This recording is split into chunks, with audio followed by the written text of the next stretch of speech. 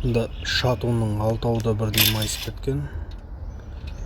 Шатун ішінде гильзалардың бәрін алып тастаған ғой, майыстырып сындырып.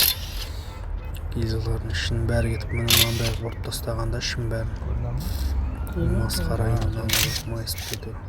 Бірде мүмкін емес дейді да, моторист айтып жатыр. Алдында нәбірінен болған майысып кетті. Солай салып жүрген дейді ма, жинап енді белгісіз, бір алла біледі оны. Масқара,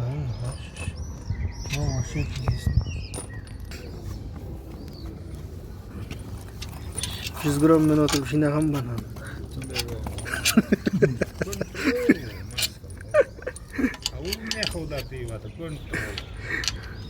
Чеманын кейін бар ғой, таққа-тақ тіреп қойды ол.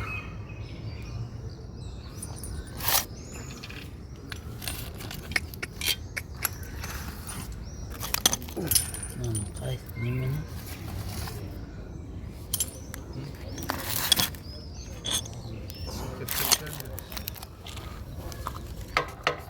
Ну, вообще жестко масқара.